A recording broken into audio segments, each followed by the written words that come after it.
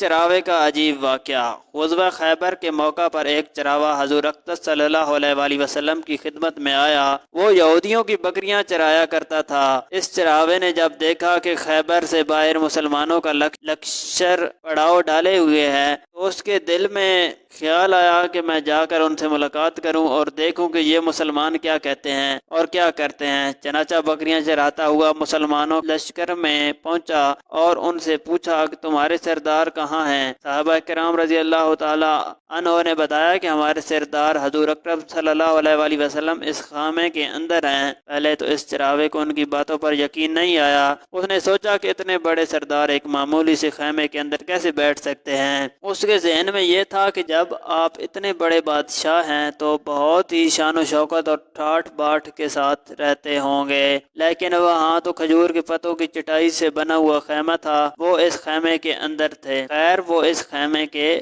اندر آپ سے ملاقات کے لیے داخل ہوا اور آپ سے ملاقات کی اور پوچھا کہ آپ کیا پیغام لے کر آئے ہیں اور کس بات کی دعوت دیتے ہیں۔ حضور اکرم صلی اللہ علیہ وآلہ وسلم نے اس کے سامنے اسلام اور ایمان کی دعوت رکھی اور اسلام کا پیغام دیا۔ اس نے پوچھا کہ اگر میں اسلام کی دعوت قبول کر لوں تو میرا کیا انجام ہوگا اور کیا رتبہ ہوگا؟ حضور اکرم صلی اللہ علیہ وآلہ وسلم نے فرمایا کہ اسلام لانے کے بعد تم ہمارے بھائی بن جاؤ گے اور ہم تمہیں گلے سے لگائیں گے۔ اس چراغ نے کہا کہ آپ مجھ سے مذاق کر رہے ہیں، میں کہاں اور آپ کہاں؟ میں ایک معمولی سا چراوا ہوں اور میں ایک صاف عام انسان ہوں۔ میرے بدن سے بدبو آ رہی ہے، ایسی حالت میں آپ مجھے کیسے گلے سے لگائیں گے؟ حضور اکرم صلی اللہ علیہ وآلہ وسلم نے فرمایا ہم تمہیں ضرور گلے سے لگائیں گے اور تمہارے جسم کی سیاہی کو اللہ تعالیٰ تابانی سے بدل دیں گے اور اللہ تعالیٰ تمہارے جسم سے اٹھنے والی بدبو کو خوشبو سے تبدیل کر دیں گے۔ یہ باتیں سن کر وہ فوراً مسلمان ہو گیا اور کلمہ شہادت پڑھا۔ پھر حضور اقدس صلی اللہ علیہ وآلہ وسلم سے پوچھا کہ یا رسول اللہ صلی اللہ علیہ وآلہ وسلم اب کیا کروں؟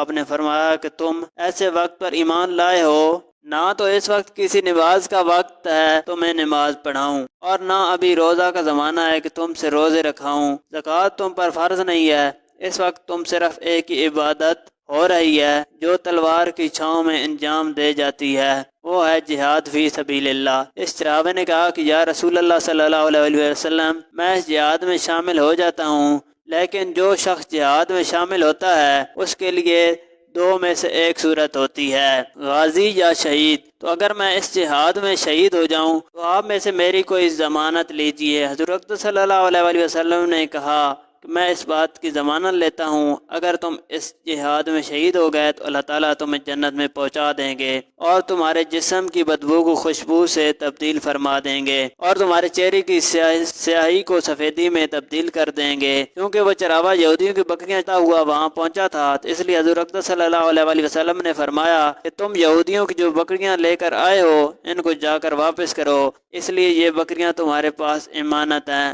اس سے اندازہ لگائیں کہ جن لوگوں کے ساتھ جنگ ہو رہی ہے، جن کا محاصرہ کیا ہوا ہے، ان کا مال غنیمت ہے، لیکن چونکہ وہ چراوا بکریاں معاہدے پر لے کر آیا تھا اس لیے آپ صلی اللہ علیہ وسلم نے کہا کہ پہلے وہ بکریاں واپس کر کے آؤ پھر آ کر جہاد میں شامل ہونا۔ چنانچہ اس چراوے نے جا کر بکریاں واپس کی اور واپس آ کر جہاد میں شامل ہوا اور شہید ہو گیا۔ جب جنگ ختم ہوئی تو حضور اقدس صلی اللہ علیہ وآلہ وسلم لشکر کا جائزہ لینے گئے۔ ایک جگہ آپ صلی اللہ علیہ وآلہ وسلم نے دیکھا کہ صحابہ کرام رضی اللہ تعالیٰ عنہ کا مجمع اکٹھا ہے۔ آپ قریب پہنچے تو ان سے کہا کہ کیا بات ہے؟ صحابہ کرام رضی اللہ تعالیٰ عنہ نے فرمایا کہ جو لوگ جنگ میں شہید ہو گئے ان میں سے ایک آدمی ایسا بھی ہے جس کو ہم میں سے کوئی نہیں جانتا۔ آپ صلی اللہ علیہ وآلہ وسلم نے فرمایا کہ مجھے دکھاؤ۔ جب آپ نے دیکھا تو فرمایا تم اس شخص کو نہیں پہچانتے مگر میں اس شخص کو پہچانتا ہوں، یہ چراوا ہے اور یہ وہ عجیب و غریب بندہ ہے جس نے اللہ کی راہ میں ایک بھی سجدہ نہیں کیا، اور میں اس بات کی گواہی دیتا ہوں کہ اللہ تعالیٰ نے سیدھا اس کو جنت الفردوس میں پہنچا دیا ہے، اور میری آنکھیں دیکھ رہی ہیں کہ ملائکہ اس کو غسل دے رہے ہیں اور اس کی سیاہی سفیدی میں تبدیل ہو گئی ہے اور اس کی بدبو خوشبو میں تبدیل ہو گئی ہے۔ اندازہ کیجئے کہ اگر کچھ عرصہ پہلے اس چراوے کو موت آ جاتی تو سیدھا جہنم میں چلا جاتا، اور اب اس حالت میں موت آئی کہ ایمان لا چکا ہے اور سرکار دو عالم صلی اللہ علیہ وآلہ وسلم کا غلام بن چکا ہے۔ تو اب اللہ تعالیٰ نے اتنا بڑا انقلاب پیدا فرما دیا، اس لیے فرمایا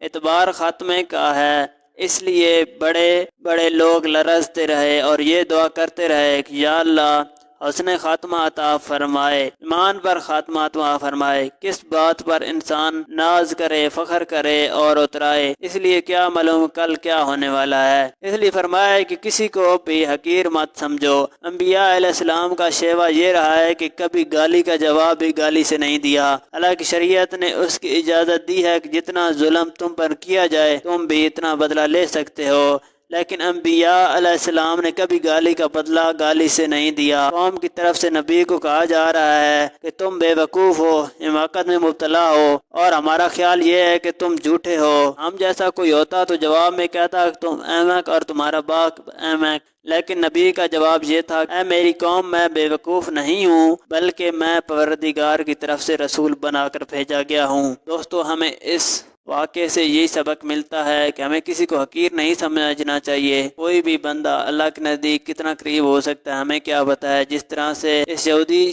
چراوے کا خاتمہ ایمان پر ہوا ہے، ہمیں بھی اللہ تعالیٰ سے دعا کرنی چاہیے کہ ہمارا بھی خاتمہ ایمان پر ہو۔ دوستو، آج کی ویڈیو کیسی لگی ہے کمنٹ کر کے ضرور اپنے رائے کا اظہار کیجیے گا اور دوستوں سے ضرور شیئر کیجیے گا۔ ملتے ہیں ایک اور اچھی ویڈیو اور ایمان افروز واقعے کے ساتھ۔ اپنا بہت سارا خیال رکھیے گا، ہمیں بھی دعاؤں میں یاد رکھیے گا۔ اللہ حافظ۔